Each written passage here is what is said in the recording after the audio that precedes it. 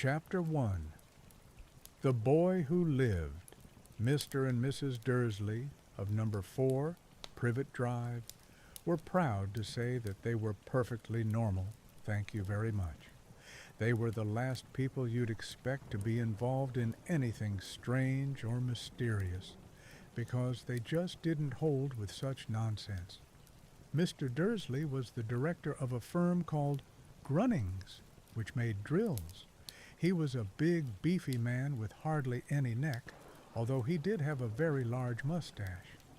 Mrs. Dursley was thin and blonde, and had nearly twice the usual amount of neck, which came in very useful as she spent so much of her time craning over garden fences, spying on the neighbors. The Dursleys had a small son called Dudley, and in their opinion, there was no finer boy anywhere. The Dursleys had everything they wanted, but they also had a secret, and their greatest fear was that somebody would discover it. They didn't think they could bear it if anyone found out about the Potters. Mrs. Potter was Mrs. Dursley's sister, but they hadn't met for several years. In fact, Mrs. Dursley pretended she didn't have a sister, because her sister and her good-for-nothing husband were as un-Dursleyish as it was possible to be. The Dursleys shuddered to think what the neighbors would say if the Potters arrived in the street. The Dursleys knew that the Potters had a small son too, but they had never even seen him. This boy was another good reason for keeping the Potters away. They didn't want Dudley mixing with a child like that. When Mr. and Mrs. Dursley woke up on the dull, gray Tuesday, our story starts. There was nothing about the cloudy sky outside to suggest that strange and mysterious things would soon be happening all over the country. Mr. Dursley hummed as he picked out his most boring tie for work, and Mrs. Dursley gossiped away happily as she wrestled a screaming Dudley into his high chair. None of them noticed a large tawny owl flutter past the window.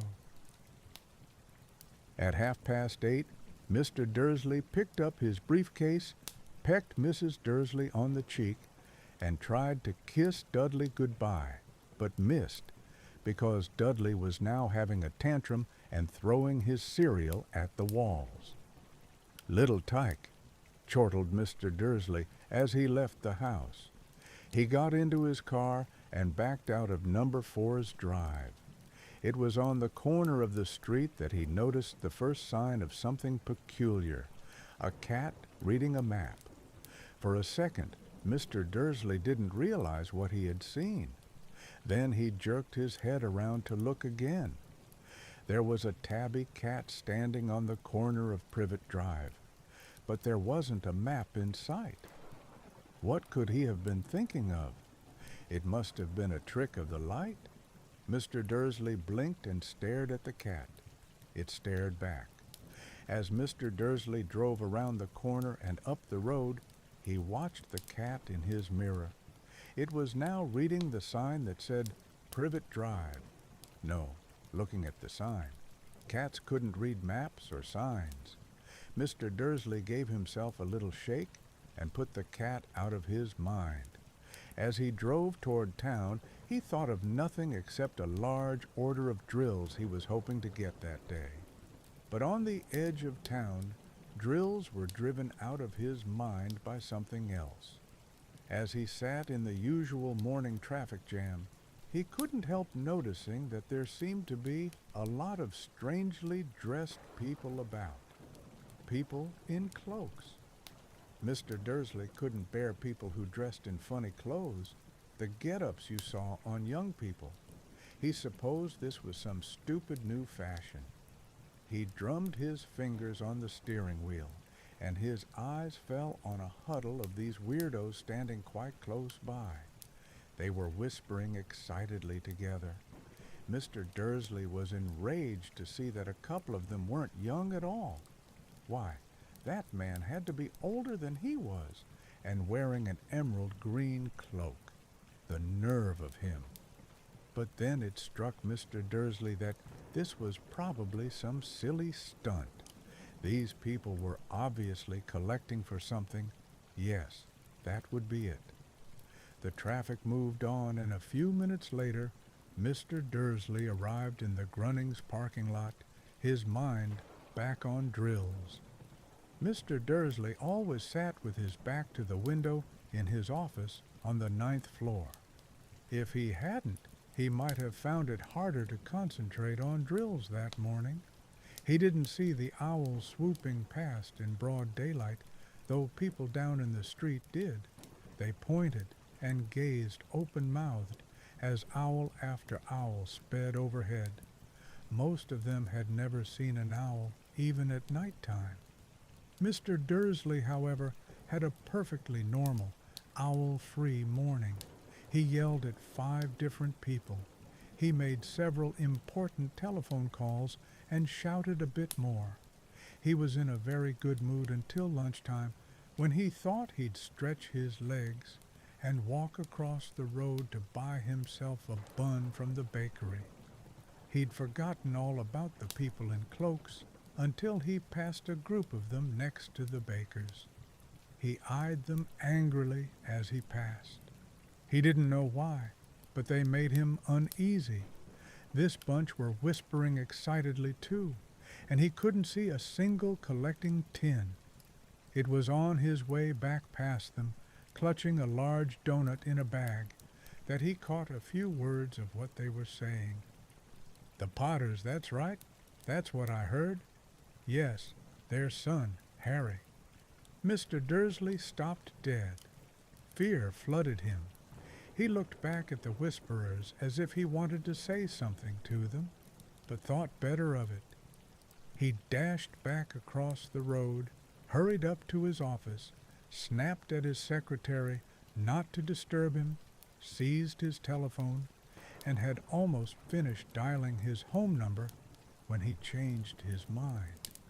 He put the receiver back down and stroked his mustache, thinking, no, he was being stupid. Potter wasn't such an unusual name. He was sure there were lots of people called Potter who had a son called Harry. Come to think of it, he wasn't even sure his nephew was called Harry. He'd never even seen the boy. It might have been Harvey or Harold. There was no point in worrying Mrs. Dursley. She always got so upset at any mention of her sister. He didn't blame her if he'd had a sister like that. But all the same, those people in cloaks. He found it a lot harder to concentrate on drills that afternoon, and when he left the building at 5 o'clock, he was still so worried that he walked straight into someone just outside the door. "Sorry," he grunted, as the tiny old man stumbled and almost fell. It was a few seconds before Mr. Dursley realized that the man was wearing a violet cloak. He didn't seem at all upset at being almost knocked to the ground. On the contrary, his face split into a wide smile, and he said in a squeaky voice that made passers-by stare, "Don't be sorry, my dear sir, for nothing could upset me today. Rejoice, for you know who has gone at last. Even muggles like yourself should be celebrating this happy, happy day." And the old man hugged Mr. Dursley around the middle and walked off. Mr. Dursley stood rooted to the spot. He had been hugged by a complete stranger. He also thought he had been called a muggle, whatever that was. He was rattled. He hurried to his car and set off for home, hoping he was imagining things, which he had never hoped before, because he didn't approve of imagination.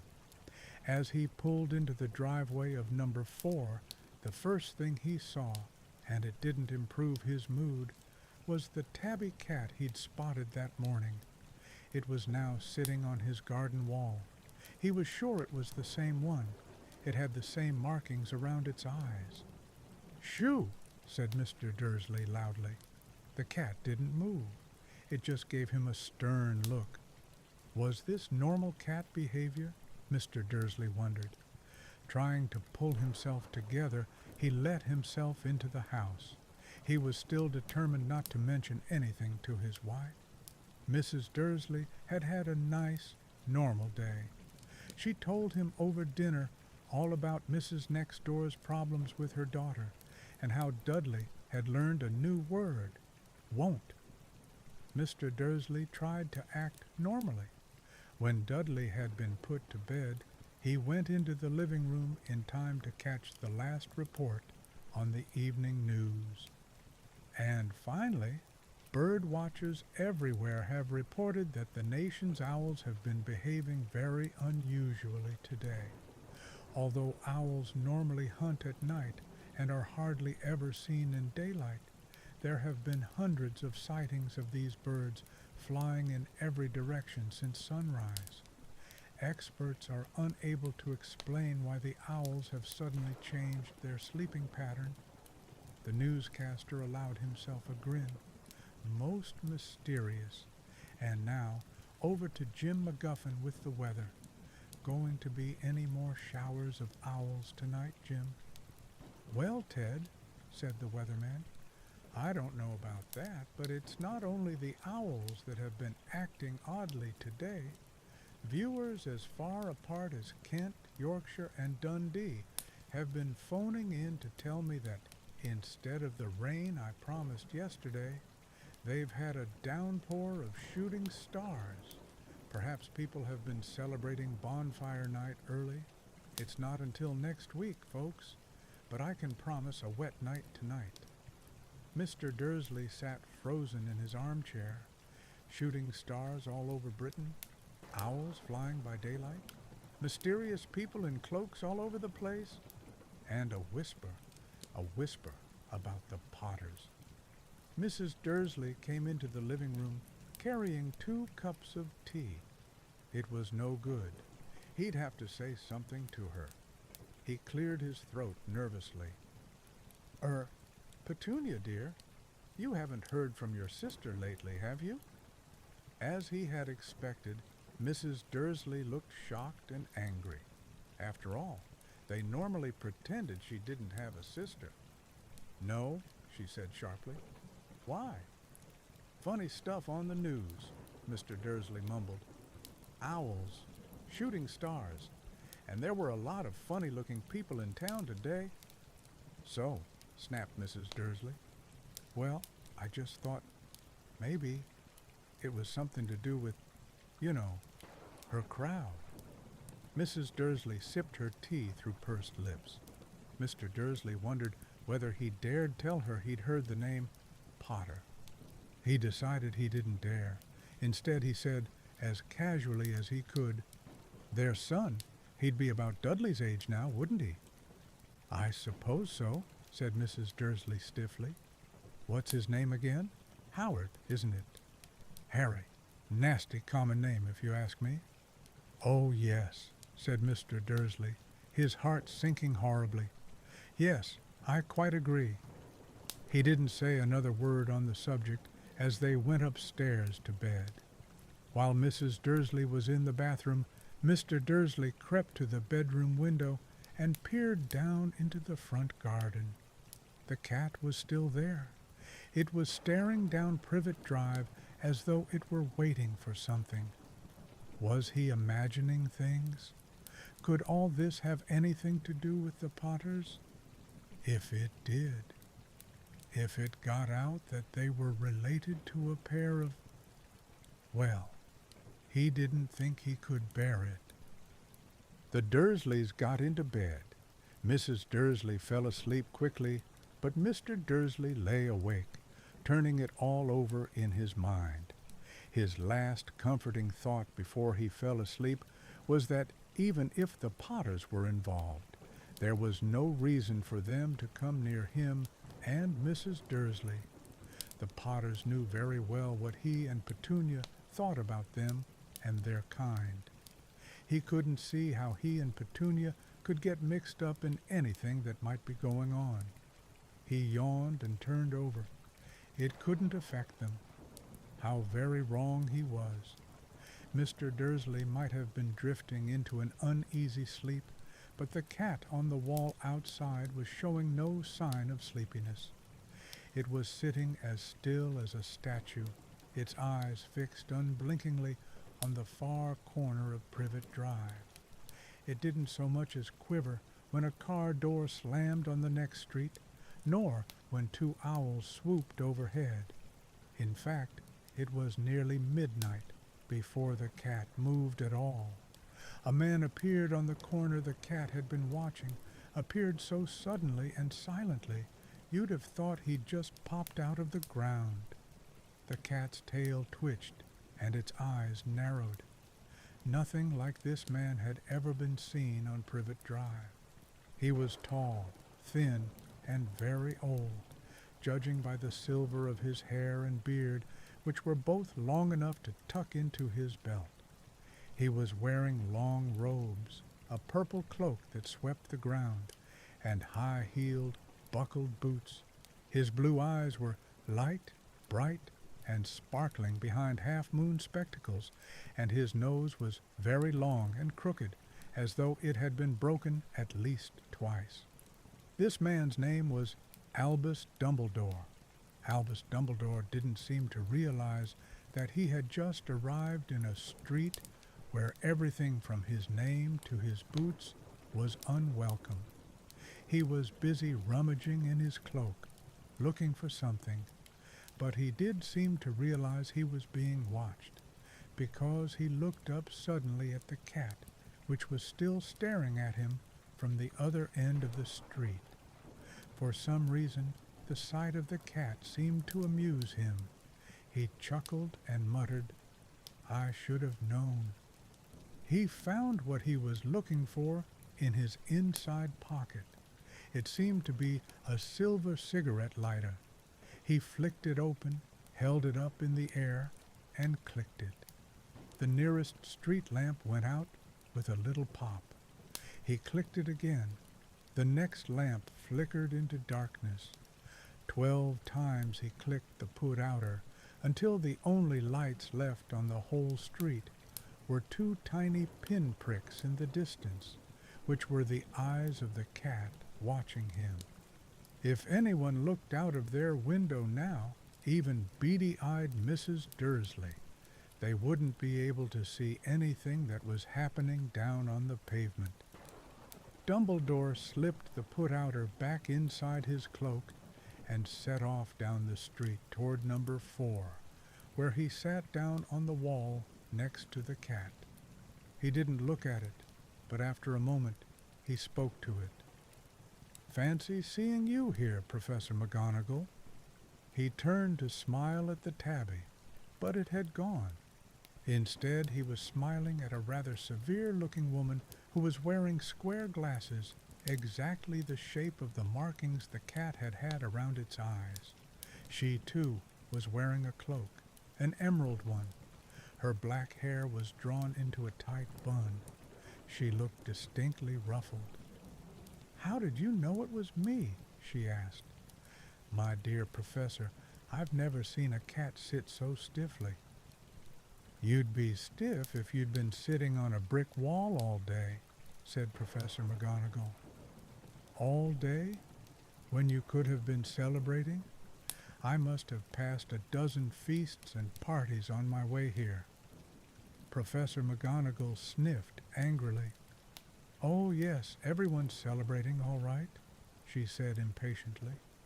"You'd think they'd be a bit more careful, but no. Even the Muggles have noticed something's going on. It was on their news." She jerked her head back at the Dursleys' dark living-room window. "I heard it. Flocks of owls. Shooting stars. Well, they're not completely stupid. They were bound to notice something. Shooting stars down in Kent. I'll bet that was Daedalus Diggle. He never had much sense." "You can't blame them," said Dumbledore gently. "We've had precious little to celebrate for 11 years. "I know that," said Professor McGonagall irritably. But that's no reason to lose our heads.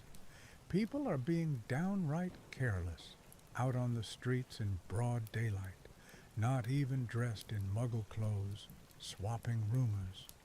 She threw a sharp sideways glance at Dumbledore here, as though hoping he was going to tell her something, but he didn't, so she went on. A fine thing it would be if, on the very day you-know-who seems to have disappeared at last, the Muggles found out about us all. I suppose he really has gone, Dumbledore. It certainly seems so, said Dumbledore. We have much to be thankful for. Would you care for a lemon drop? A what? A lemon drop. They're a kind of muggle sweet I'm rather fond of. No, thank you, said Professor McGonagall coldly, as though she didn't think this was the moment for lemon drops. As I say, even if you-know-who has gone, my dear Professor, surely a sensible person like yourself can call him by his name. All this you-know-who nonsense. For 11 years, I have been trying to persuade people to call him by his proper name, Voldemort. Professor McGonagall flinched, but Dumbledore, who was unsticking 2 lemon drops, seemed not to notice. It all gets so confusing if we keep saying, you-know-who. I have never seen any reason to be frightened of saying Voldemort's name. I know you haven't, said Professor McGonagall, sounding half exasperated, half admiring. But you're different. Everyone knows you're the only one you know, all right, Voldemort was frightened of. You flatter me, said Dumbledore calmly. Voldemort had powers I will never have. Only because you're too, well, noble to use them. It's lucky it's dark. I haven't blushed so much since Madame Pomfrey told me she liked my new earmuffs.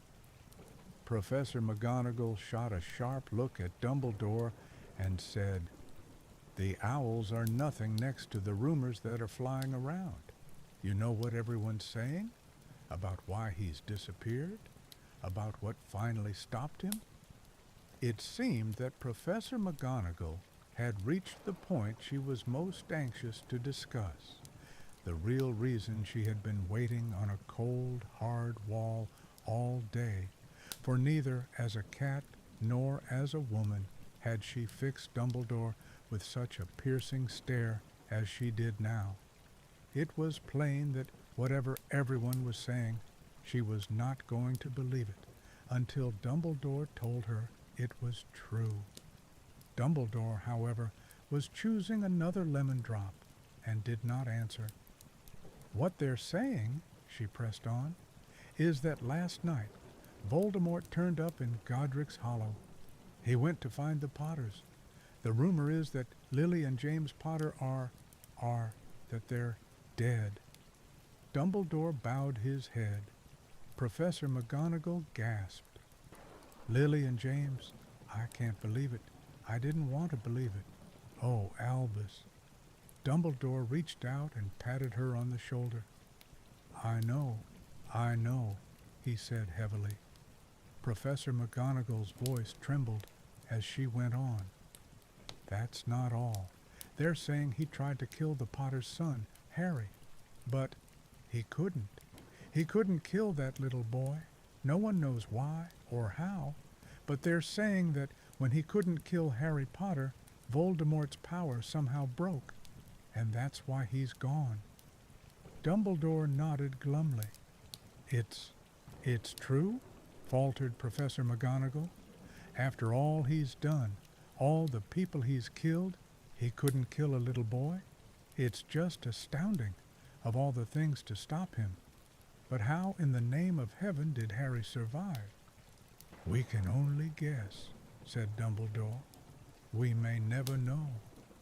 Professor McGonagall pulled out a lace handkerchief and dabbed at her eyes beneath her spectacles. Dumbledore gave a great sniff as he took a golden watch from his pocket and examined it. It was a very odd watch. It had 12 hands, but no numbers. Instead, little planets were moving around the edge. It must have made sense to Dumbledore, though, because he put it back in his pocket and said, "Hagrid's late. I suppose it was he who told you I'd be here, by the way."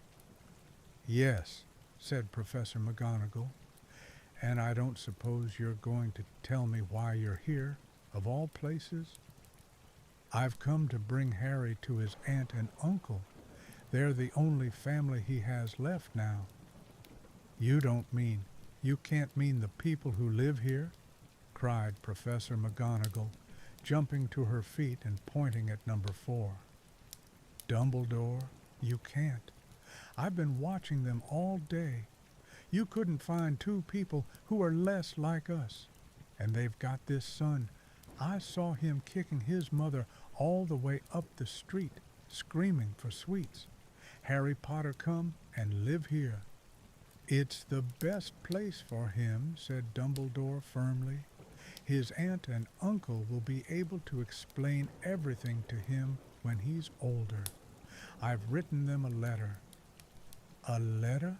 repeated Professor McGonagall faintly, sitting back down on the wall. "Really, Dumbledore, you think you can explain all this in a letter? These people will never understand him. He'll be famous, a legend. I wouldn't be surprised if today was known as Harry Potter Day in the future. There will be books written about Harry. Every child in our world will know his name." "Exactly," said Dumbledore, looking very seriously over the top of his half-moon glasses. "It would be enough to turn any boy's head. Famous before he can walk and talk. Famous for something he won't even remember. Kara, you see how much better off he'll be, growing up away from all that until he's ready to take it." Professor McGonagall opened her mouth, changed her mind, swallowed, and then said, Yes, you're right, of course. But how is the boy getting here, Dumbledore?" She eyed his cloak suddenly, as though she thought he might be hiding Harry underneath it. "Hagrid's bringing him. You think it wise to trust Hagrid with something as important as this?" "I would trust Hagrid with my life," said Dumbledore. "I'm not saying his heart isn't in the right place," said Professor McGonagall grudgingly. "But you can't pretend he's not careless. He does tend to—" What was that? A low rumbling sound had broken the silence around them.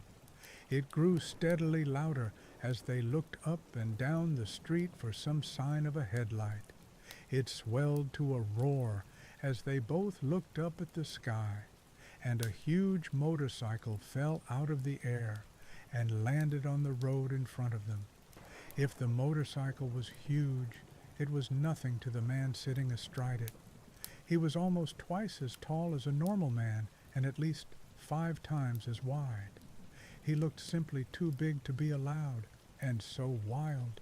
Long tangles of bushy black hair and beard hid most of his face.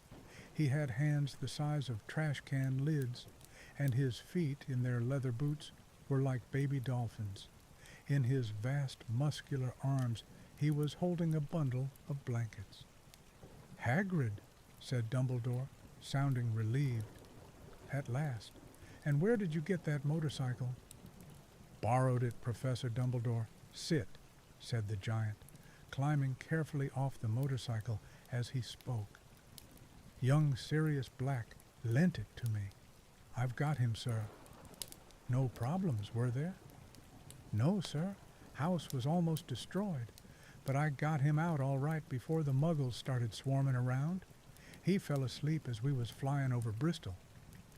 Dumbledore and Professor McGonagall bent forward over the bundle of blankets.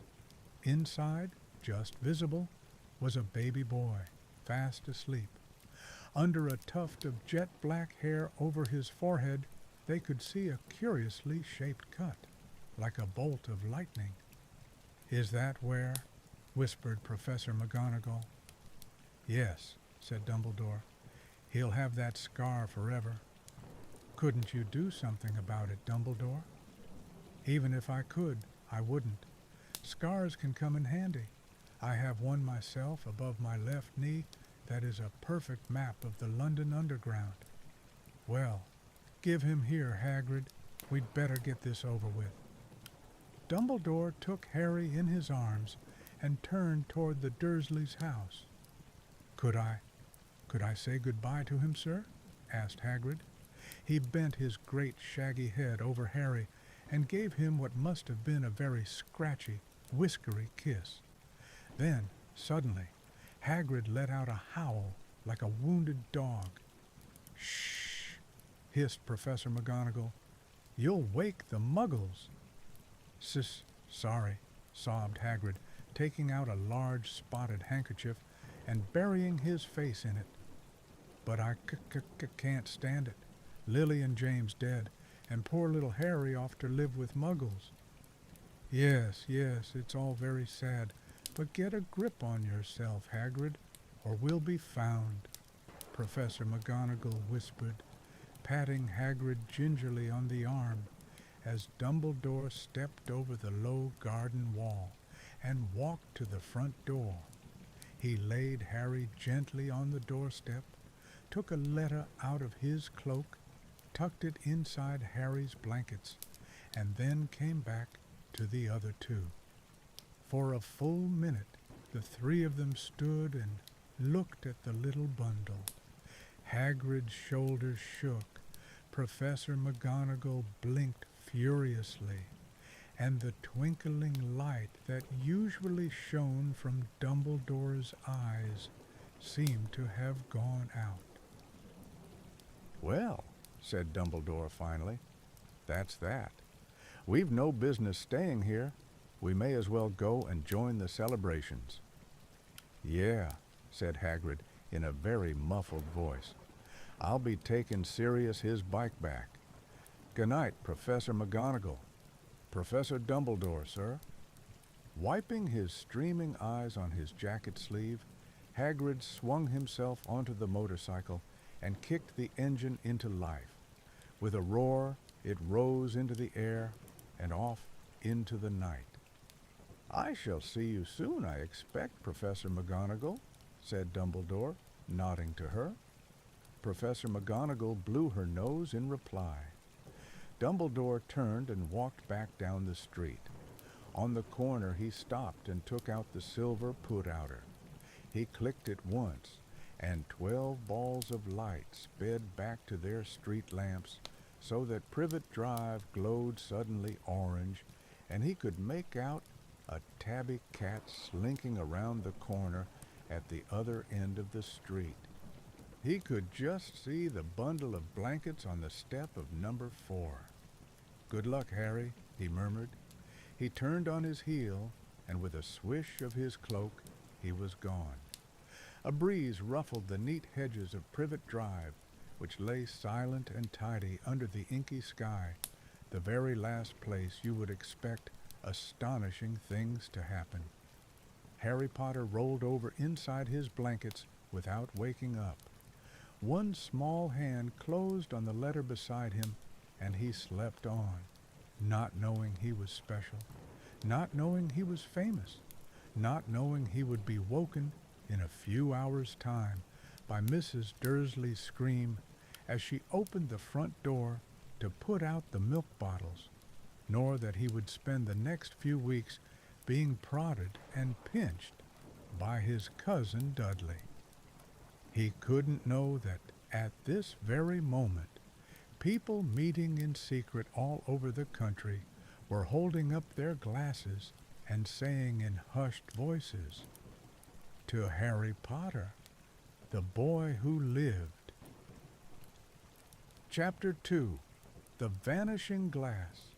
Nearly 10 years had passed since the Dursleys had woken up to find their nephew on the front step, but Privet Drive had hardly changed at all. The sun rose on the same tidy front gardens and lit up the brass number 4 on the Dursleys' front door. It crept into their living room, which was almost exactly the same as it had been on the night when Mr. Dursley had seen that fateful news report about the owls. Only the photographs on the mantelpiece really showed how much time had passed. 10 years ago, there had been lots of pictures of what looked like a large pink beach ball wearing different colored bonnets. But Dudley Dursley was no longer a baby, and now the photograph showed a large blond boy riding his first bicycle on a carousel at the fair, playing a computer game with his father, being hugged and kissed by his mother. The room held no sign at all that another boy lived in the house, too. Yet Harry Potter was still there, asleep at the moment, but not for long. His Aunt Petunia was awake, and it was her shrill voice that made the first noise of the day. Up, get up, now. Harry woke with a start. His aunt rapped on the door again. Up, she screeched. Harry heard her walking toward the kitchen, and then the sound of the frying pan being put on the stove. He rolled onto his back and tried to remember the dream he had been having. It had been a good one. There had been a flying motorcycle in it. He had a funny feeling he'd had the same dream before. His aunt was back outside the door. Are you up yet? She demanded. Nearly, said Harry. Well, get a move on. I want you to look after the bacon. And don't you dare let it burn. I want everything perfect on Duddy's birthday. Harry groaned. What did you say? His aunt snapped through the door. Nothing, nothing. Dudley's birthday. How could he have forgotten? Harry got slowly out of bed and started looking for socks. He found a pair under his bed, and after pulling a spider off one of them, put them on. Harry was used to spiders because the cupboard under the stairs was full of them, and that was where he slept. When he was dressed, he went down the hall into the kitchen. The table was almost hidden beneath all Dudley's birthday presents. It looked as though Dudley had gotten the new computer he wanted, not to mention the second television and the racing bike. Exactly why Dudley wanted a racing bike was a mystery to Harry, as Dudley was very fat and hated exercise, unless of course it involved punching somebody. Dudley's favorite punching bag was Harry, but he couldn't often catch him. Harry didn't look it, but he was very fast. Perhaps it had something to do with living in a dark cupboard, but Harry had always been small and skinny for his age. He looked even smaller and skinnier than he really was, because all he had to wear were old clothes of Dudley's, and Dudley was about 4 times bigger than he was. Harry had a thin face, knobbly knees, black hair, and bright green eyes. He wore round glasses held together with a lot of Scotch tape because of all the times Dudley had punched him on the nose. The only thing Harry liked about his own appearance was a very thin scar on his forehead that was shaped like a bolt of lightning. He had had it as long as he could remember, and the first question he could ever remember asking his Aunt Petunia was how he had gotten it. In the car crash when your parents died, she had said, and don't ask questions. Don't ask questions. That was the first rule for a quiet life with the Dursleys. Uncle Vernon entered the kitchen as Harry was turning over the bacon. Comb your hair, he barked by way of a morning greeting. About once a week, Uncle Vernon looked over the top of his newspaper and shouted that Harry needed a haircut.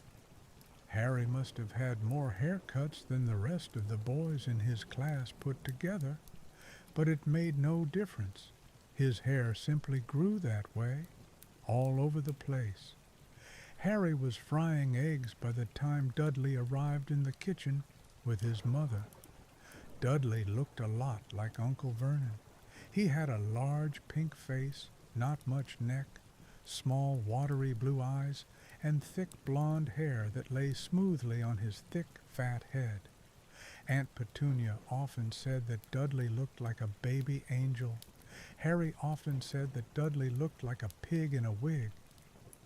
Harry put the plates of egg and bacon on the table, which was difficult, as there wasn't much room. Dudley, meanwhile, was counting his presents. His face fell. 36, he said, looking up at his mother and father. That's 2 less than last year. Darling, you haven't counted Auntie Marge's present, see? It's here under this big one from Mommy and Daddy. All right, 37 then, said Dudley, going red in the face. Harry, who could see a huge Dudley tantrum coming on, began wolfing down his bacon as fast as possible, in case Dudley turned the table over. Aunt Petunia obviously scented danger, too, because she said quickly, "And we'll buy you another 2 presents while we're out today. How's that, Popkin? 2 more presents. Is that all right?" Dudley thought for a moment. It looked like hard work. Finally, he said slowly, "So I'll have 30, 39 sweetums," said Aunt Petunia. "Oh." Dudley sat down heavily and grabbed the nearest parcel. "All right then." Uncle Vernon chuckled. "Little Tyke wants his money's worth, just like his father." "Attaboy, Dudley." He ruffled Dudley's hair. At that moment the telephone rang, and Aunt Petunia went to answer it, while Harry and Uncle Vernon watched Dudley unwrap the racing bike, a video camera, a remote-control airplane, 16 new computer games, and a VCR. He was ripping the paper off a gold wristwatch when Aunt Petunia came back from the telephone looking both angry and worried. "Bad news, Vernon," she said. "Mrs. Figg's broken her leg. She can't take him." She jerked her head in Harry's direction. Dudley's mouth fell open in horror, but Harry's heart gave a leap. Every year on Dudley's birthday, his parents took him and a friend out for the day, to adventure parks, hamburger restaurants, or the movies. Every year, Harry was left behind with Mrs. Figg, a mad old lady who lived 2 streets away. Harry hated it there. The whole house smelled of cabbage, and Mrs. Figg made him look at photographs of all the cats she'd ever owned. "Now what?" said Aunt Petunia, looking furiously at Harry as though he'd planned this. Harry knew he ought to feel sorry that Mrs. Figg had broken her leg, but it wasn't easy when he reminded himself it would be a whole year before he had to look at Tibbles, Snowy, Mr. Paws, and Tufty again. "We could phone Marge," Uncle Vernon suggested. "Don't be silly, Vernon. She hates the boy." The Dursleys often spoke about Harry like this, as though he wasn't there, or rather, as though he was something very nasty that couldn't understand them, like a slug. "What about what's-her-name, your friend, Yvonne?" "On vacation in Majorca," snapped Aunt Petunia. "You could just leave me here," Harry put in hopefully. He'd be able to watch what he wanted on television for a change, and maybe even have a go on Dudley's computer. Aunt Petunia looked as though she'd just swallowed a lemon. "And come back and find the house in ruins?" she snarled. "I won't blow up the house," said Harry, but they weren't listening. "I suppose we could take him to the zoo," said Aunt Petunia slowly, "and leave him in the car. That car's new. He's not sitting in it alone." Dudley began to cry loudly. In fact, he wasn't really crying. It had been years since he'd really cried. But he knew that if he screwed up his face and wailed, his mother would give him anything he wanted. "Dinky Duddy Dums, don't cry. Mummy won't let him spoil your special day," she cried, flinging her arms around him. "I don't want him to come," Dudley yelled between huge pretend sobs. "He always spoils everything." He shot Harry a nasty grin through the gap in his mother's arms. Just then, the doorbell rang. "Oh, good Lord, they're here," said Aunt Petunia frantically, and a moment later, Dudley's best friend, Piers Polkiss, walked in with his mother. Piers was a scrawny boy with a face like a rat. He was usually the one who held people's arms behind their backs while Dudley hit them. Dudley stopped pretending to cry at once. Half an hour later, Harry, who couldn't believe his luck, was sitting in the back of the Dursleys' car with Piers and Dudley, on the way to the zoo for the first time in his life. His aunt and uncle hadn't been able to think of anything else to do with him, but before they'd left, Uncle Vernon had taken Harry aside. "I'm warning you," he had said, putting his large purple face right up close to Harry's. "I'm warning you now, boy. Any funny business, anything at all, and you'll be in that cupboard from now until Christmas." "I'm not going to do anything," said Harry, "honestly." But Uncle Vernon didn't believe him. No one ever did. The problem was, strange things often happened around Harry, and it was just no good telling the Dursleys he didn't make them happen. Once, Aunt Petunia, tired of Harry coming back from the barber's looking as though he hadn't been at all, had taken a pair of kitchen scissors and cut his hair so short he was almost bald, except for his bangs, which she left to hide that horrible scar. Dudley had laughed himself silly at Harry, who spent a sleepless night imagining school the next day, where he was already laughed at for his baggy clothes and taped glasses. Next morning, however, he had gotten up to find his hair exactly as it had been before Aunt Petunia had sheared it off. He had been given a week in his cupboard for this, even though he had tried to explain that he couldn't explain how it had grown back so quickly.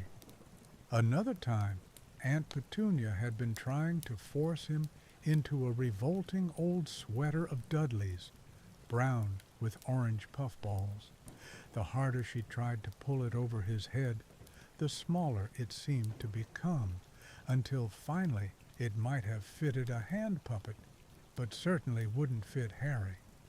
Aunt Petunia had decided it must have shrunk in the wash, and, to his great relief, Harry wasn't punished. On the other hand, he'd gotten into terrible trouble for being found on the roof of the school kitchens.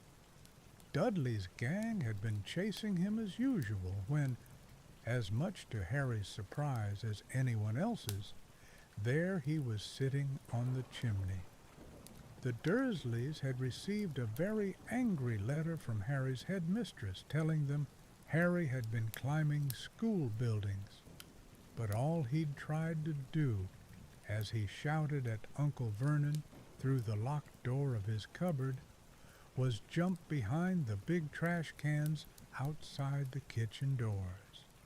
Harry supposed that the wind must have caught him in mid-jump, but today nothing was going to go wrong. It was even worth being with Dudley and Piers to be spending the day somewhere that wasn't school, his cupboard, or Mrs. Figg's cabbage-smelling living room. While he drove, Uncle Vernon complained to Aunt Petunia. He liked to complain about things: people at work, Harry, the council, Harry, the bank, and Harry were just a few of his favorite subjects.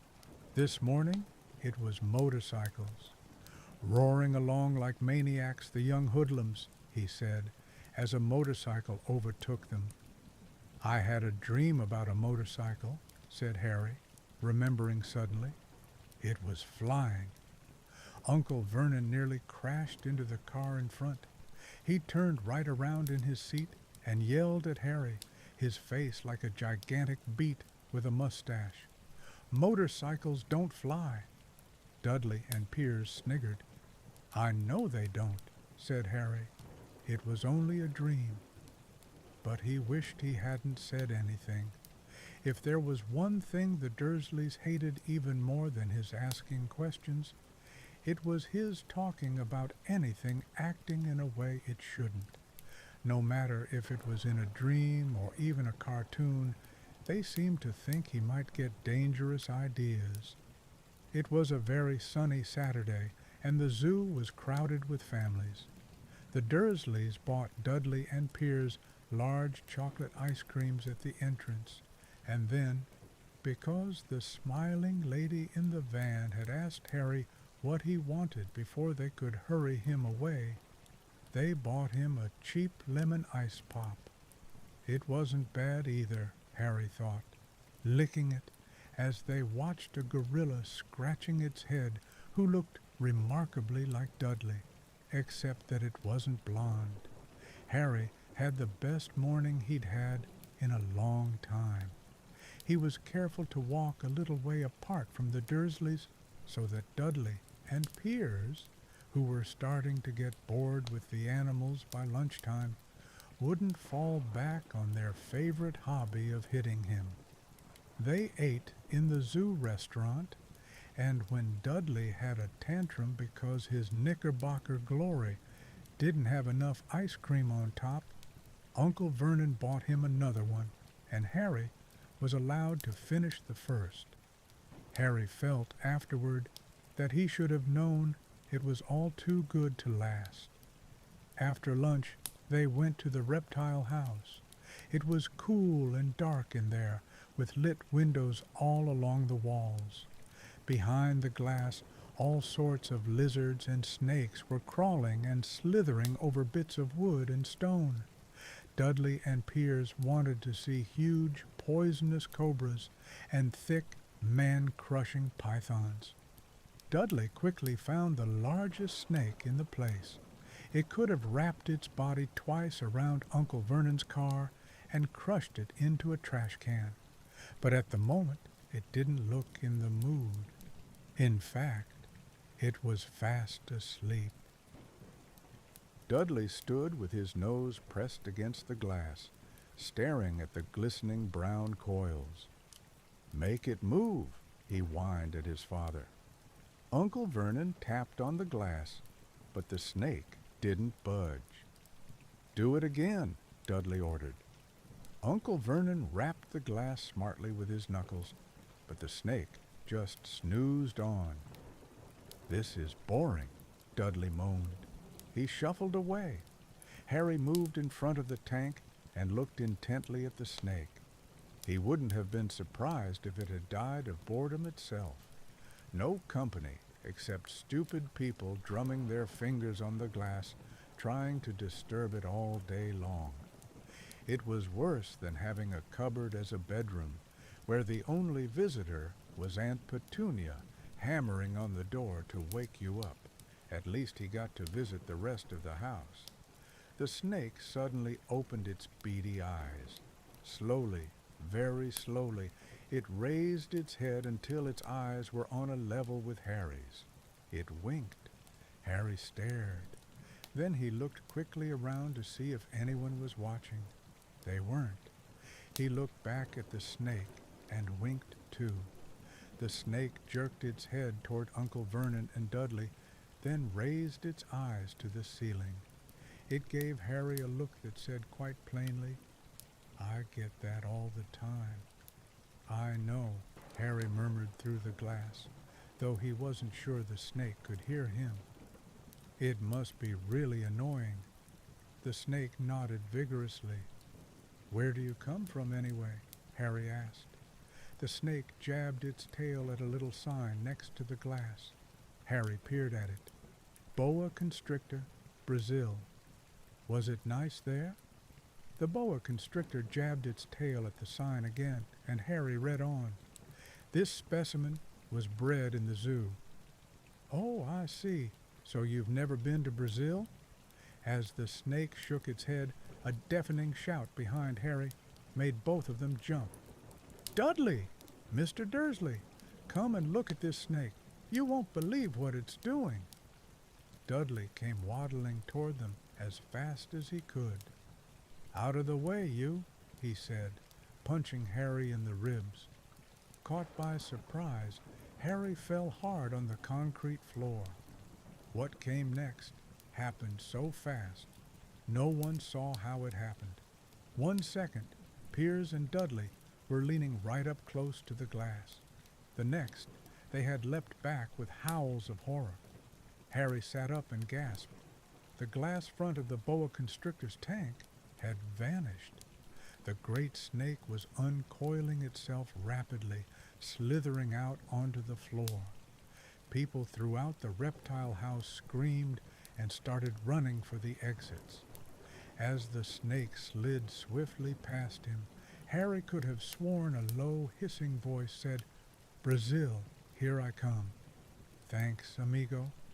The keeper of the reptile house was in shock. "But the glass," he kept saying. "Where did the glass go?"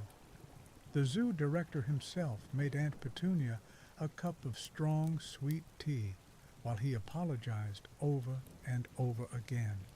Piers and Dudley could only gibber. As far as Harry had seen, the snake hadn't done anything except snap playfully at their heels as it passed.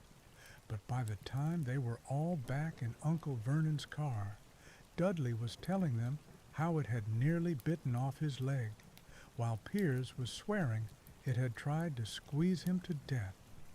But worst of all, for Harry at least, was Piers calming down enough to say, "Harry was talking to it, weren't you, Harry?" Uncle Vernon waited until Piers was safely out of the house before starting on Harry. He was so angry he could hardly speak. He managed to say, "Go, cupboard, stay, no meals," before he collapsed into a chair, and Aunt Petunia had to run and get him a large brandy. Harry lay in his dark cupboard much later, wishing he had a watch. He didn't know what time it was, and he couldn't be sure the Dursleys were asleep yet. Until they were, he couldn't risk sneaking to the kitchen for some food.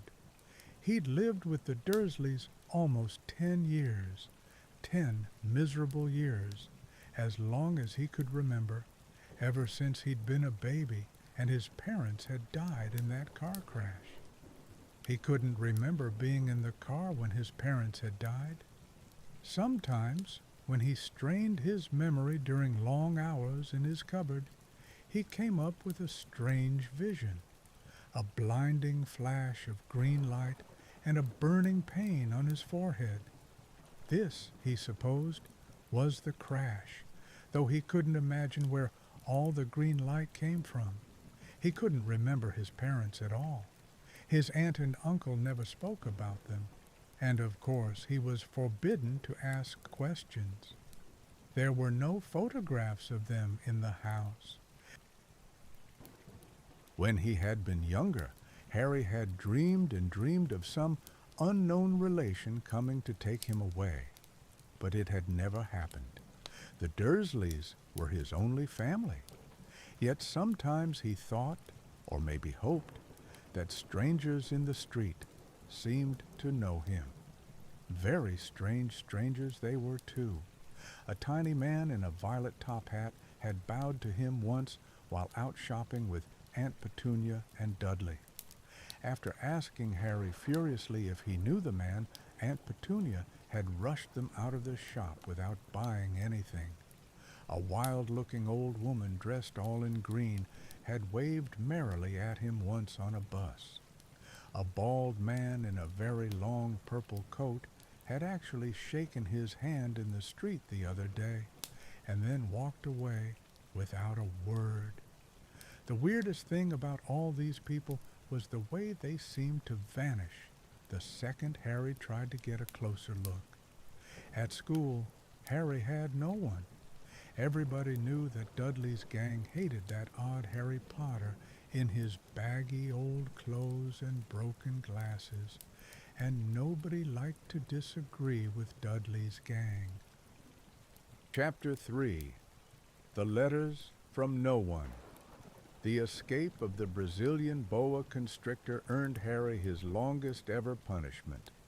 By the time he was allowed out of his cupboard again, the summer holidays had started, and Dudley had already broken his new video camera, crashed his remote control airplane, and, first time out on his racing bike, knocked down old Mrs. Fig as she crossed Privet Drive on her crutches. Harry was glad school was over, but there was no escaping Dudley's gang, who visited the house every single day. Piers, Dennis, Malcolm, and Gordon were all big and stupid, but as Dudley was the biggest and stupidest of the lot, he was the leader. The rest of them were all quite happy to join in Dudley's favorite sport, Harry hunting. This was why Harry spent as much time as possible out of the house, wandering around and thinking about the end of the holidays, where he could see a tiny ray of hope. When September came, he would be going off to secondary school, and for the first time in his life, he wouldn't be with Dudley. Dudley had been accepted at Uncle Vernon's old private school, Smeltings. Piers Polkiss was going there too. Harry, on the other hand, was going to Stonewall High, the local public school. Dudley thought this was very funny. They stuff people's heads down the toilet the first day at Stonewall, he told Harry. Want to come upstairs and practice? No thanks, said Harry. The poor toilets never had anything as horrible as your head down it. It might be sick. Then he ran before Dudley could work out what he'd said. One day in July, Aunt Petunia took Dudley to London to buy his Smeltings uniform, leaving Harry at Mrs. Fig's. Mrs. Fig wasn't as bad as usual. It turned out she'd broken her leg tripping over one of her cats, and she didn't seem quite as fond of them as before. She let Harry watch television and gave him a bit of chocolate cake that tasted as though she'd had it for several years. That evening, Dudley paraded around the living room for the family in his brand new uniform. Smeltings boys wore maroon tailcoats, orange knickerbockers, and flat straw hats called boaters. They also carried knobbly sticks used for hitting each other while the teachers weren't looking. This was supposed to be good training for later life. As he looked at Dudley in his new knickerbockers, Uncle Vernon said gruffly that it was the proudest moment of his life. Aunt Petunia burst into tears and said she couldn't believe it was her Ickle Dudleykins. He looked so handsome and grown up. Harry didn't trust himself to speak. He thought 2 of his ribs might already have cracked from trying not to laugh. There was a horrible smell in the kitchen the next morning when Harry went in for breakfast. It seemed to be coming from a large metal tub in the sink. He went to have a look. The tub was full of what looked like dirty rags swimming in gray water. "What's this?" he asked Aunt Petunia. Her lips tightened as they always did if he dared to ask a question. "Your new school uniform," she said. Harry looked in the bowl again. "Oh," he said, "I didn't realize it had to be so wet." "Dotta be stupid," snapped Aunt Petunia. "I'm dyeing some of Dudley's old things gray for you. It'll look just like everyone else's when I've finished." Harry seriously doubted this, but thought it best not to argue. He sat down at the table and tried not to think about how he was going to look on his first day at Stonewall High, like he was wearing bits of old elephant skin, probably. Dudley and Uncle Vernon came in, both with wrinkled noses because of the smell from Harry's new uniform. Uncle Vernon opened his newspaper as usual, and Dudley banged his smelting stick, which he carried everywhere, on the table. They heard the click of the mail slot and flop of letters on the doormat. "Get the mail, Dudley," said Uncle Vernon from behind his paper. "Make Harry get it. Get the mail, Harry. Make Dudley get it. Poke him with your smelting stick, Dudley." Harry dodged the smelting stick and went to get the mail. 3 things lay on the doormat: a postcard from Uncle Vernon's sister Marge, who was vacationing on the Isle of Wight, a brown envelope that looked like a bill, and a letter for Harry. Harry picked it up and stared at it, his heart twanging like a giant elastic band. No one ever in his whole life had written to him. Who would?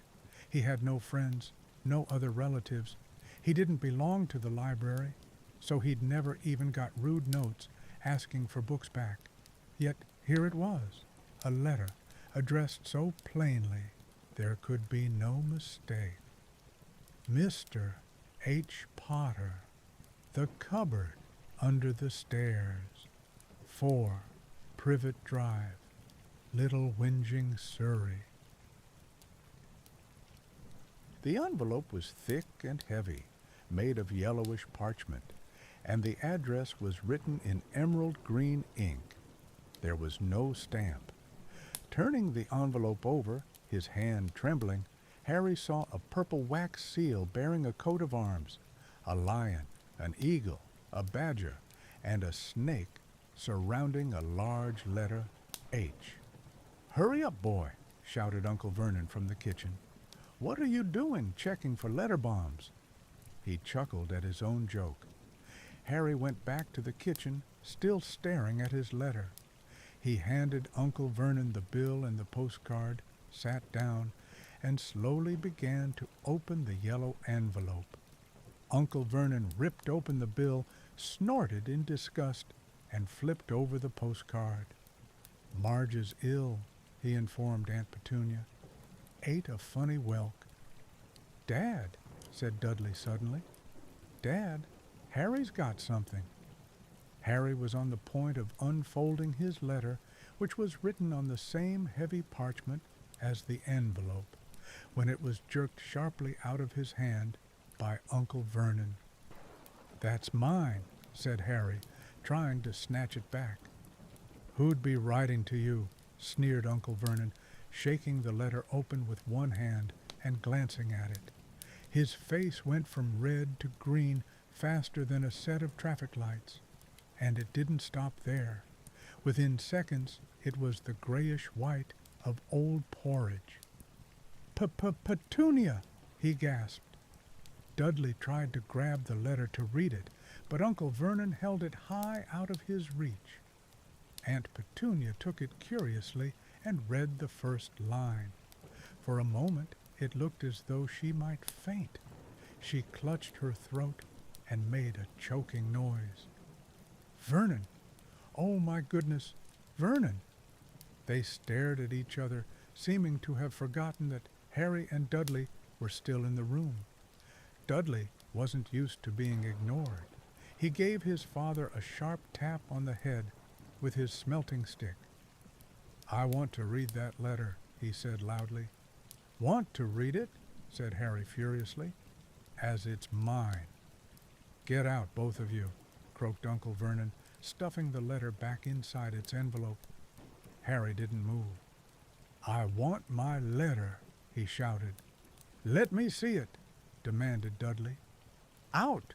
roared Uncle Vernon, and he took both Harry and Dudley by the scruffs of their necks and threw them into the hall, slamming the kitchen door behind them. Harry and Dudley promptly had a furious but silent fight over who would listen at the keyhole. Dudley won, so Harry, his glasses dangling from one ear, lay flat on his stomach to listen at the crack between door and floor. "Vernon," Aunt Petunia was saying in a quivering voice, "look at the address. How could they possibly know where he sleeps? You don't think they're watching the house? Watching, spying, might be following us, muttered Uncle Vernon wildly. But what should we do, Vernon? Should we write back? Tell them we don't want... Harry could see Uncle Vernon's shiny black shoes pacing up and down the kitchen. No, he said finally. No, we'll ignore it. If they don't get an answer, yes, that's best. We won't do anything. But I'm not having one in the house, Petunia. Didn't we swear when we took him in we'd stamp out that dangerous nonsense? That evening when he got back from work, Uncle Vernon did something he'd never done before. He visited Harry in his cupboard. "Where's my letter?" said Harry, the moment Uncle Vernon had squeezed through the door. "Who's writing to me?" "No one. It was addressed to you by mistake," said Uncle Vernon shortly. "I have burned it." "It was not a mistake," said Harry angrily. "It had my cupboard on it." "Silence!" yelled Uncle Vernon, and a couple of spiders fell from the ceiling. He took a few deep breaths and then forced his face into a smile, which looked quite painful.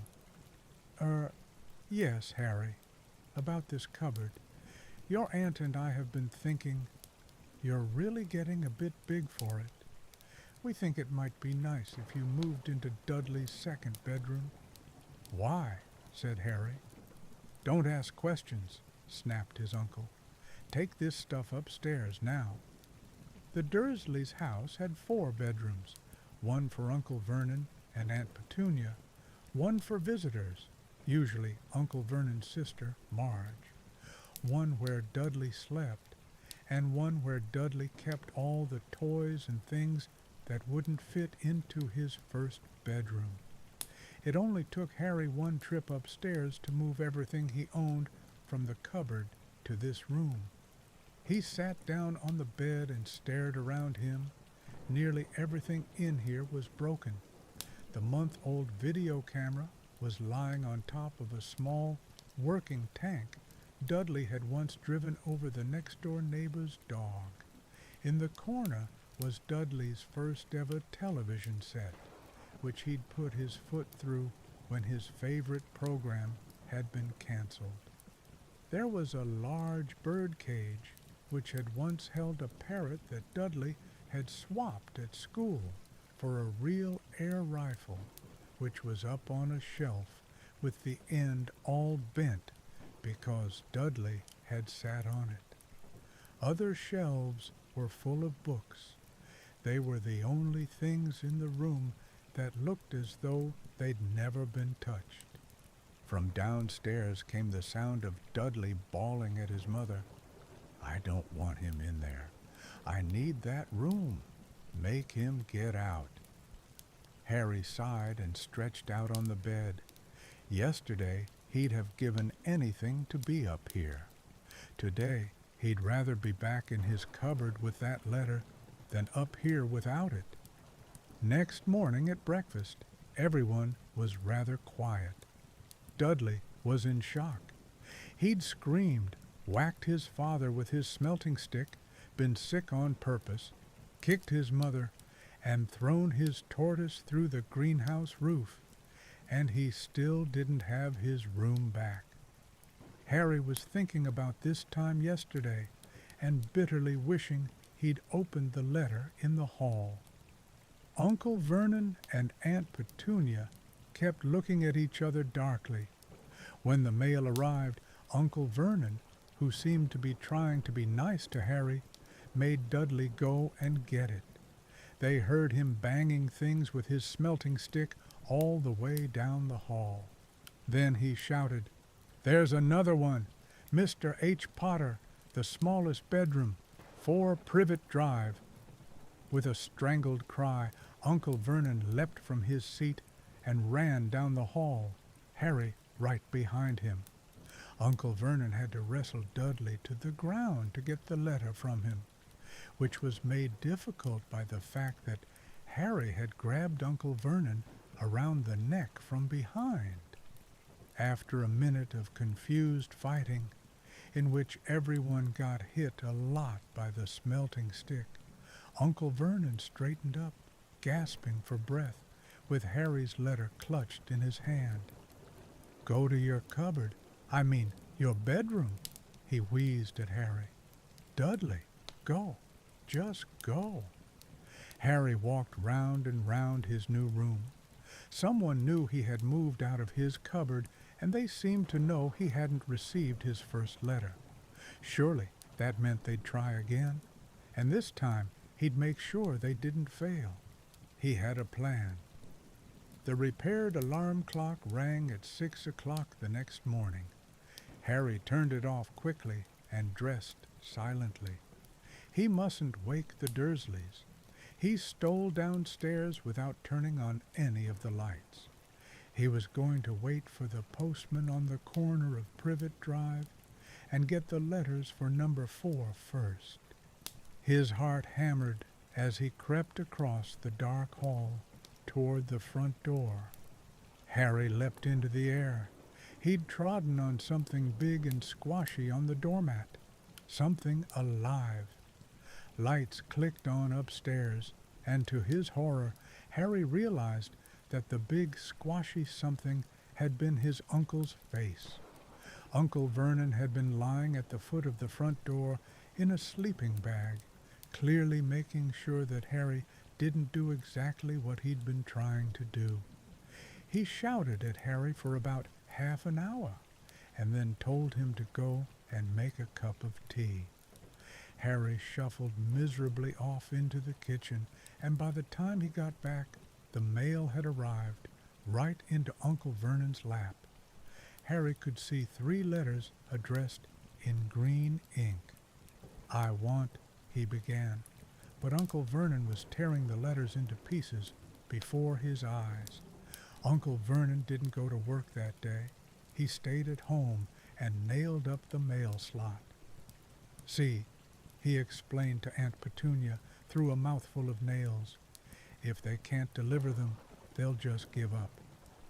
"I'm not sure that'll work, Vernon." "Oh, these people's minds work in strange ways, Petunia. They're not like you and me," said Uncle Vernon, trying to knock in a nail with the piece of fruitcake Aunt Petunia had just brought him. On Friday, no less than 12 letters arrived for Harry. As they couldn't go through the mail slot, they had been pushed under the door, slotted through the sides, and a few even forced through the small window in the downstairs bathroom. Uncle Vernon stayed at home again. After burning all the letters, he got out a hammer and nails and boarded up the cracks around the front and back doors so no one could go out. He hummed "Tiptoe Through the Tulips" as he worked, and jumped at small noises. On Saturday, things began to get out of hand. 24 letters to Harry found their way into the house, rolled up and hidden inside each of the 24 eggs that their very confused milkman had handed Aunt Petunia through the living room window.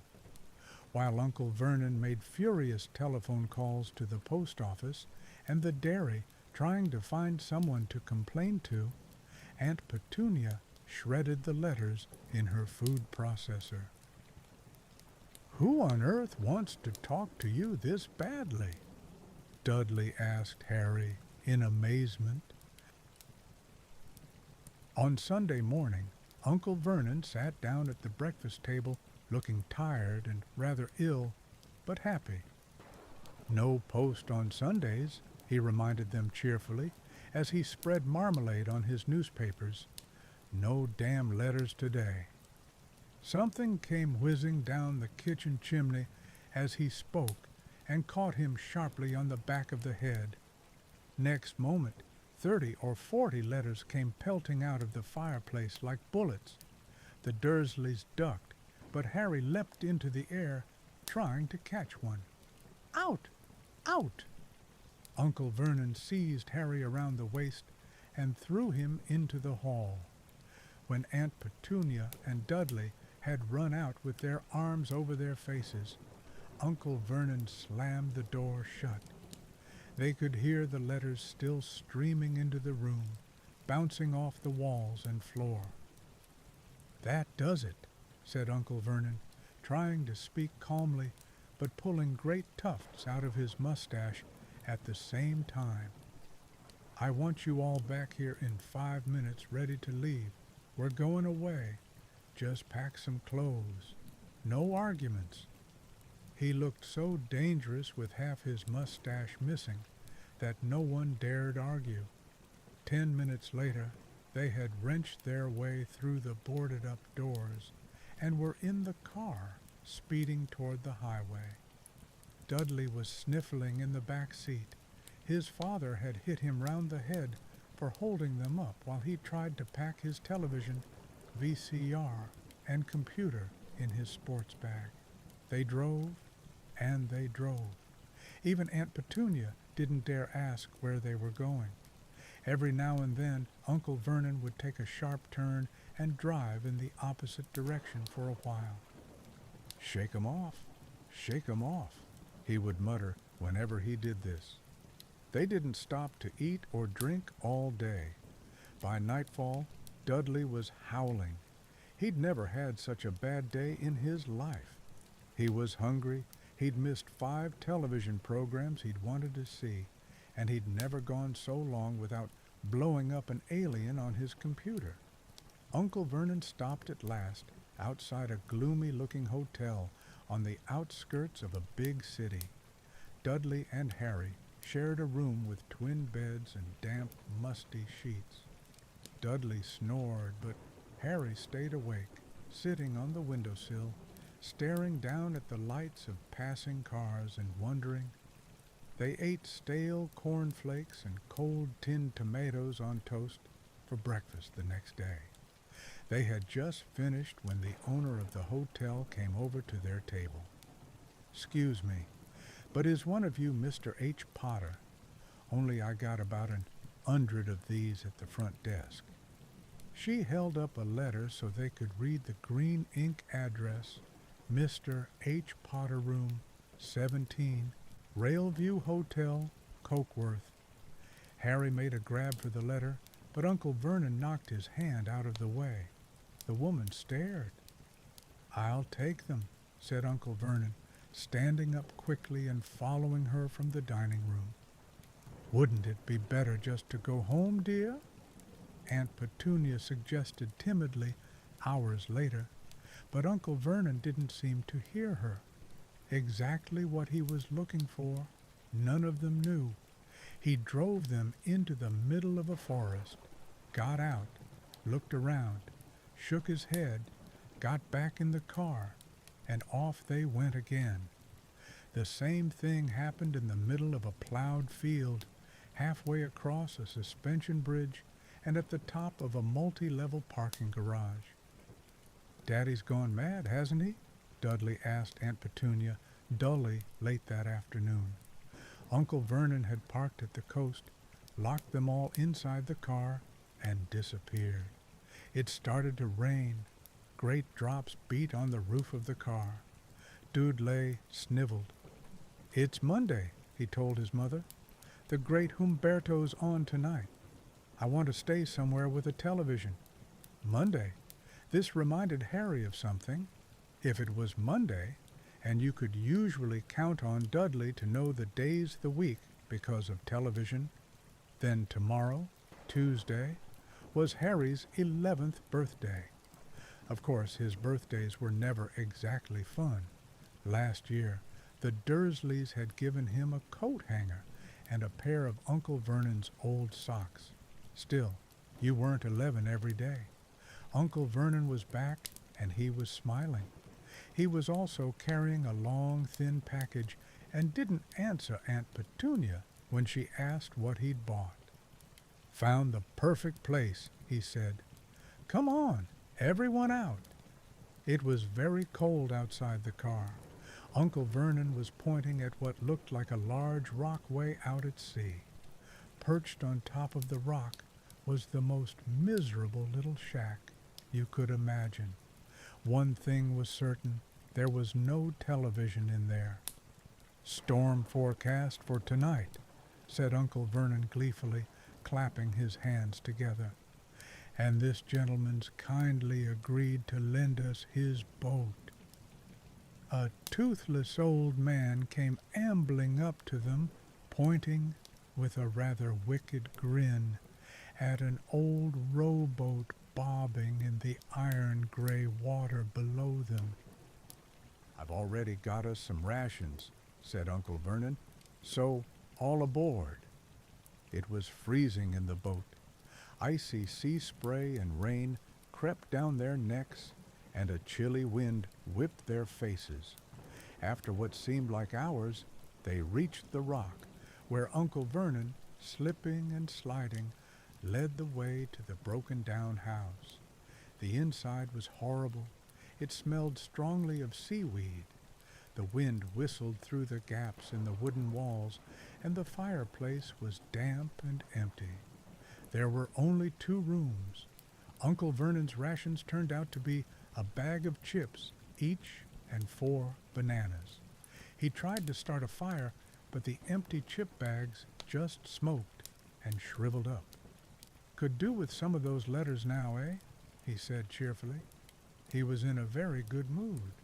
Obviously, he thought nobody stood a chance of reaching them here in a storm to deliver mail. Harry privately agreed, though the thought didn't cheer him up at all. As night fell, the promised storm blew up around them. Spray from the high waves splattered the walls of the hut, and a fierce wind rattled the filthy windows. Aunt Petunia found a few moldy blankets in the second room and made up a bed for Dudley on the moth-eaten sofa. She and Uncle Vernon went off to the lumpy bed next door, and Harry was left to find the softest bit of floor he could and to curl up under the thinnest, most ragged blanket. The storm raged more and more ferociously as the night went on. Harry couldn't sleep. He shivered and turned over, trying to get comfortable, his stomach rumbling with hunger. Dudley's snores were drowned by the low rolls of thunder that started near midnight. The lighted dial of Dudley's watch, which was dangling over the edge of the sofa on his fat wrist, told Harry he'd be 11 in 10 minutes' time. He lay and watched his birthday tick nearer, wondering if the Dursleys would remember at all, wondering where the letter-writer was now. 5 minutes to go. Harry heard something creak outside. He hoped the roof wasn't going to fall in, although he might be warmer if it did. 4 minutes to go. Maybe the house in Privet Drive would be so full of letters when they got back that he'd be able to steal one somehow. 3 minutes to go. Was that the sea slapping hard on the rock like that? And 2 minutes to go. What was that funny crunching noise? Was the rock crumbling into the sea? 1 minute to go, and he'd be 11. 30 seconds. 20. 10. 9. Maybe he'd wake Dudley up just to annoy him. 3, 2, 1. Boom! The whole shack shivered, and Harry sat bolt upright, staring at the door. Someone was outside, knocking to come in. Chapter 4. The Keeper of the Keys. Boom! They knocked again. Dudley jerked awake. "Where's the cannon?" he said stupidly. There was a crash behind them, and Uncle Vernon came skidding into the room. He was holding a rifle in his hands. Now they knew what had been in the long, thin package he had brought with them. "Who's there?" he shouted. "I warn you, I'm armed." There was a pause. Then, smash! The door was hit with such force that it swung clean off its hinges, and with a deafening crash, landed flat on the floor. A giant of a man was standing in the doorway. His face was almost completely hidden by a long, shaggy mane of hair and a wild, tangled beard, but you could make out his eyes, glinting like black beetles under all the hair. The giant squeezed his way into the hut, stooping so that his head just brushed the ceiling. He bent down, picked up the door, and fitted it easily back into its frame. The noise of the storm outside dropped a little. He turned to look at them all. "Couldn't make us a cup of tea, could you? It's not been an easy journey." He strode over to the sofa where Dudley sat, frozen with fear. "Budge up, ye great lump," said the stranger. Dudley squeaked and ran to hide behind his mother, who was crouching, terrified, behind Uncle Vernon. "And here's Harry," said the giant. Harry looked up into the fierce, wild, shadowy face and saw that the beetle eyes were crinkled in a smile. "Last time I saw you, you was only a baby," said the giant. "Ye look a lot like yet Dad, but you've got yet Mom's eyes." Uncle Vernon made a funny rasping noise. "I demand that you leave at once. Sit," he said. "You are breaking and entering." "Ah, shut up, Dursley, ye great prune," said the giant.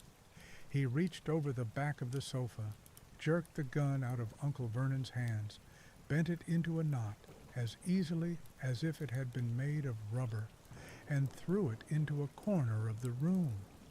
Uncle Vernon made another funny noise, like a mouse being trodden on. "Anyway, Harry," said the giant, turning his back on the Dursleys, "a very happy birthday to ye. Got summat for ye here. I might have sat on it at some point, but it'll taste all right." From an inside pocket of his black overcoat, he pulled a slightly squashed box. Harry opened it with trembling fingers. Inside was a large, sticky chocolate cake with "Happy Birthday, Harry" written on it in green icing. Harry looked up at the giant. He meant to say "thank you," but the words got lost on the way to his mouth, and what he said instead was, "Who are you?" The giant chuckled. "True, I haven't introduced myself. Rubeus Hagrid, keeper of keys and grounds at Hogwarts." He held out an enormous hand and shook Harry's whole arm. "What about that tea then, eh?" he said, rubbing his hands together. "I'd not say no to summat stronger if you've got it, mind." His eyes fell on the empty grate with the shriveled chip bags in it, and he snorted. He bent down over the fireplace. They couldn't see what he was doing, but when he drew back a second later, there was a roaring fire there. It filled the whole damp hut with flickering light, and Harry felt the warmth wash over him as though he'd sunk into a hot bath. The giant sat back down on the sofa, which sagged under his weight, and began taking all sorts of things out of the pockets of his coat. A copper kettle, a squashy package of sausages, a poker, a teapot, several chipped mugs, and a bottle of some amber liquid that he took a swig from before starting to make tea. Soon the hut was full of the sound and smell of sizzling sausage.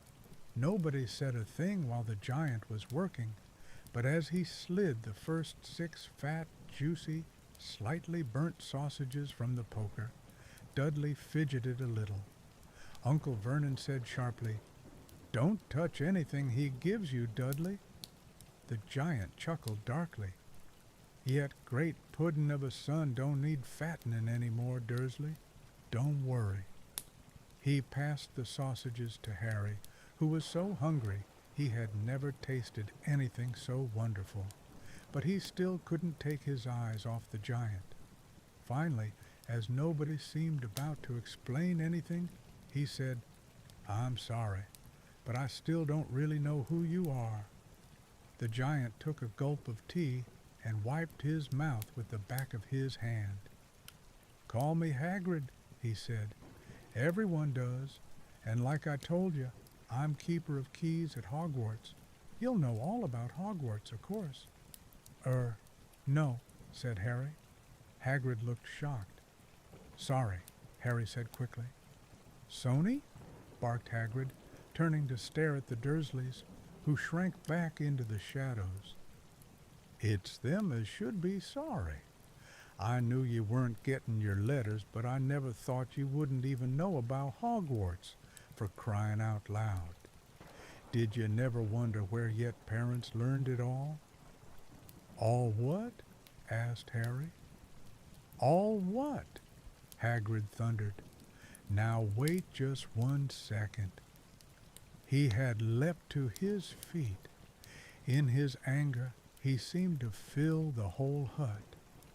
The Dursleys were cowering against the wall. "Do you mean to tell me," he growled at the Dursleys, "that this boy, knows nothing about anything?"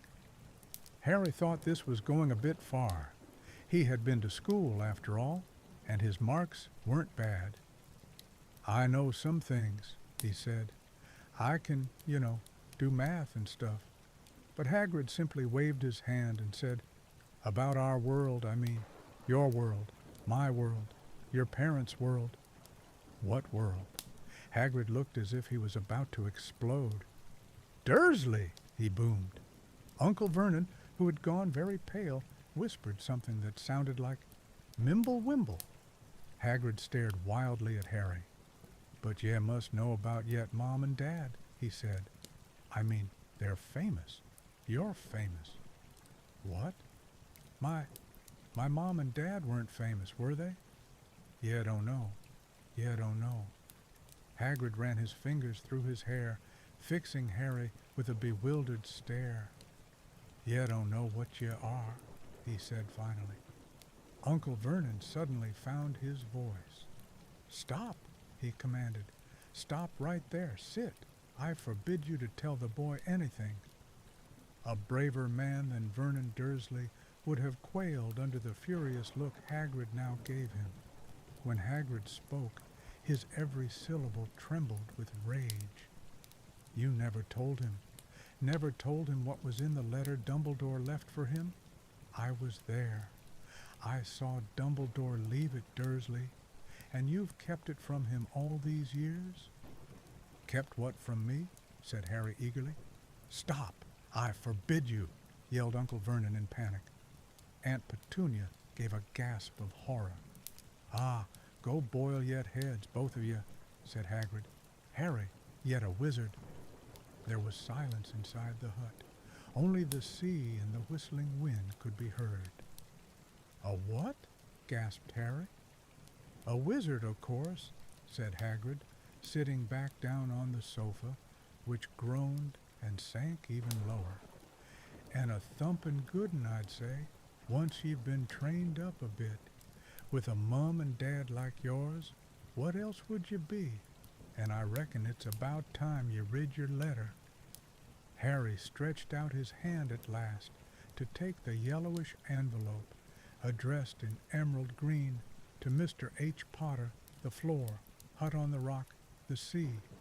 He pulled out the letter and read, "Hogwarts School of Witchcraft and Wizardry Headmaster, Albus Dumbledore, Order of Merlin First Class, Grand Sorcery, Chief Warlock, Supreme Mugwump, International Confederation of Wizards. Dear Mr. Potter, we are pleased to inform you that you have been accepted at Hogwarts School of Witchcraft and Wizardry. Please find enclosed a list of all necessary books and equipment. Term begins on September 1st. We await your owl by no later than July 31st. Yours sincerely, Minerva McGonagall." Deputy headmistress questions exploded inside Harry's head like fireworks, and he couldn't decide which to ask first. After a few minutes, he stammered, "What does it mean they await my owl?" "Galloping Gorgons, that reminds me," said Hagrid, clapping a hand to his forehead with enough force to knock over a cart horse, and from yet another pocket inside his overcoat he pulled an owl, a real, live, rather ruffled-looking owl, a long quill, and a roll of parchment. With his tongue between his teeth, he scribbled a note that Harry could read upside down. Dear Professor Dumbledore, giving Harry his letter, taking him to buy his things tomorrow. Weather's horrible. Hope you're well. Hagrid rolled up the note, gave it to the owl, which clamped it in its beak, went to the door, and threw the owl out into the storm. Then he came back and sat down as though this was as normal as talking on the telephone. Harry realized his mouth was open and closed it quickly. "Where was I?" said Hagrid, but at that moment Uncle Vernon, still ashen-faced but looking very angry, moved into the firelight. "He's not going," he said. Hagrid grunted. "I'd like to see a great muggle like you stop him," he said. "A what?" said Harry, interested. "A muggle," said Hagrid. "It's what we call non-magic folk like Thurn, and it's your bad luck you grew up in a family of the biggest muggles I ever laid eyes on. We swore when we took him in we'd put a stop to that rubbish," said Uncle Vernon. "Swore we'd stamp it out of him. Wizard indeed." "You knew?" said Harry. "You knew I'm a wizard?" "Knew!" shrieked Aunt Petunia suddenly. "Knew! Of course we knew. How could you not be, my dratted sister being what she was? Oh, she got a letter just like that and disappeared off to that school, and came home every vacation with her pockets full of frog spawn, turning teacups into rats. I was the only one who saw her for what she was, a freak. But for my mother and father, oh no, it was Lily this and Lily that. They were proud of having a witch in the family." She stopped to draw a deep breath and then went ranting on. It seemed she had been wanting to say all this for years. "Then she met that Potter at school, and they left and got married and had you, and of course I knew you'd be just the same, just as strange, just as abnormal. And then, if you please, she went and got herself blown up, and we got landed with you." Harry had gone very white. As soon as he found his voice, he said, "Blown up? You told me they died in a car crash." "Car crash!" roared Hagrid, jumping up so angrily that the Dursleys scuttled back to their corner. "How could a car crash kill Lily and James Potter? It's an outrage, a scandal. Harry Potter not knowing his own story when every kid in our world knows his name." "But why? What happened?" Harry asked urgently. The anger faded from Hagrid's face. He looked suddenly anxious.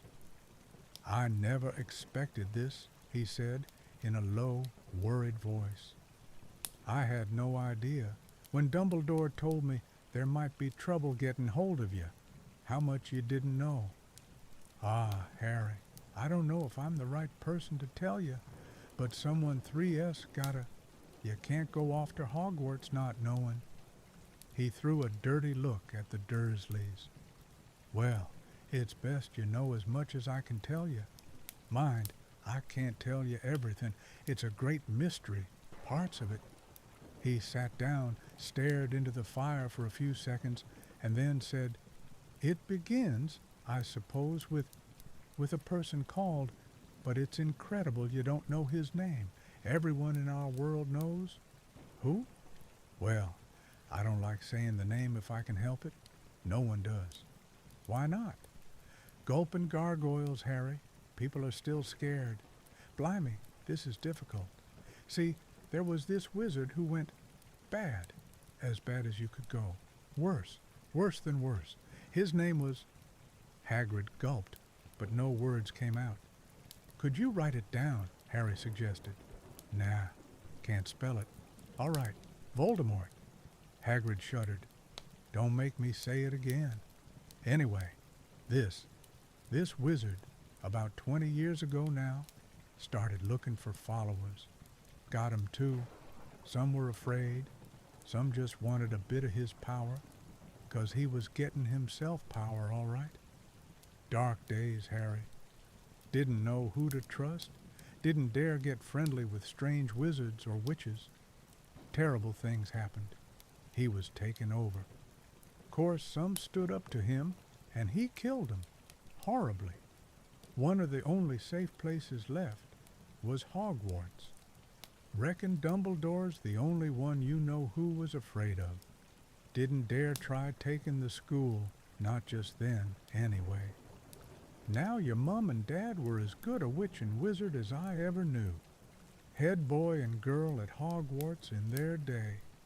Suppose the mystery is why you-know-who never tried to get 'em on his side before.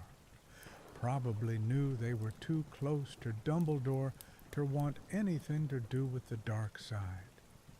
Maybe he thought he could persuade 'em. Maybe he just wanted 'em out of the way. All anyone knows is he turned up in the village where you was all living on Halloween 10 years ago. You was just a year old. He came to your house and Hagrid suddenly pulled out a very dirty spotted handkerchief and blew his nose with a sound like a foghorn. Sorry, he said, but it's that sad. Knew your mum and dad and nicer people you couldn't find. Anyway, you know who killed him. And then, and this is the real mystery of the thing, he tried to kill you too. Wanted to make a clean job of it, I suppose.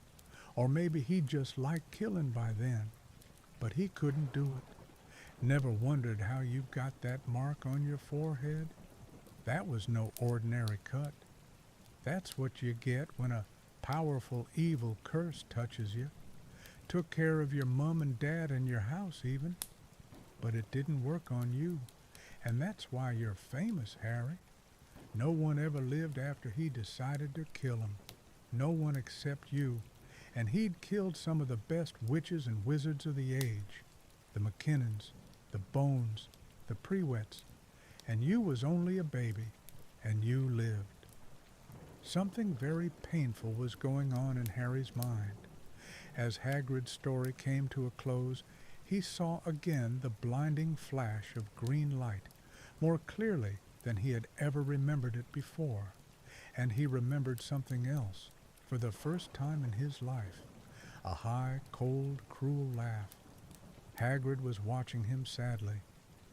Took you from the ruined house myself, on Dumbledore's orders. Brought you ter this lot.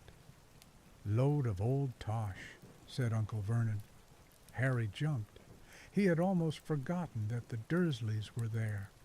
Uncle Vernon certainly seemed to have got back his courage. He was glaring at Hagrid, and his fists were clenched. Now, you listen here, boy, he snarled. I accept there's something strange about you, probably nothing a good beating wouldn't have cured. And as for all this about your parents, well, they were weirdos, no denying it. And the world's better off without them, in my opinion. Asked for all they got, getting mixed up with these wizarding types. Just what I expected. Always knew they'd come to a sticky end. But at that moment, Hagrid leapt from the sofa and drew a battered pink umbrella from inside his coat. Pointing this at Uncle Vernon like a sword, he said, I'm warning you, Dursley. I'm warning you. One more word. In danger of being speared on the end of an umbrella by a bearded giant, Uncle Vernon's courage failed again. He flattened himself against the wall and fell silent. That's better, said Hagrid, breathing heavily and sitting back down on the sofa, which this time sagged right down to the floor. Harry, meanwhile, still had questions to ask, hundreds of them. But what happened to you-know-who? Good question, Harry. Disappeared. Vanished. Same night, he tried to kill you. Makes you even more famous. That's the biggest mystery, see? He was getting more and more powerful. Why'd he go? Some say he died. Codswallop, in my opinion. Dunno if he had enough human left in him to die. Some say he's still out there, biding his time like, but I don't believe it. People who was on his side came back to ours. Some of 'em came out of kind of trances. Don't reckon they could have done if he was coming back. Most of us reckon he's still out there somewhere but lost his powers. Too weak to carry on. 'Cause something about you finished him, Harry. There was something going on that night he hadn't counted on. I don't know what it was. No one does. But something about you stumped him all right. Hagrid looked at Harry with warmth and respect blazing in his eyes. But Harry, instead of feeling pleased and proud, felt quite sure there had been a horrible mistake. A wizard? Him? How could he possibly be? He'd spent his life being clouted by Dudley and bullied by Aunt Petunia and Uncle Vernon. If he was really a wizard, why hadn't they been turned into warty toads every time they'd tried to lock him in his cupboard? If he'd once defeated the greatest sorcerer in the world, how come Dudley had always been able to kick him around like a football? Hagrid, he said quietly, I think you must have made a mistake. I don't think I can be a wizard. To his surprise, Hagrid chuckled. Not a wizard, eh? Never made things happen when you was scared or angry? Harry looked into the fire. Now he came to think about it. Every odd thing that had ever made his aunt and uncle furious with him had happened when he, Harry, had been upset or angry. Chased by Dudley's gang, he had somehow found himself out of their reach. Dreading going to school with that ridiculous haircut, he'd managed to make it grow back. And the very last time Dudley had hit him, hadn't he got his revenge without even realizing he was doing it? Hadn't he set a boa constrictor on him? Harry looked back at Hagrid, smiling, and saw that Hagrid was positively beaming at him. See, said Hagrid, Harry Potter, not a wizard. You wait. You'll be right famous at Hogwarts. But Uncle Vernon wasn't going to give in without a fight. Haven't I told you he's not going? He hissed. He's going to Stonewall High, and he'll be grateful for it. I've read those letters, and he needs all sorts of rubbish, spell books and wands, and if he wants to go, a great muggle like you won't stop him, growled Hagrid. Stop Lily and James Potter's son going to Hogwarts. You're mad. His name's been down ever since he was born. He's off to the finest school of witchcraft and wizardry in the world. 7 years there, and he won't know himself.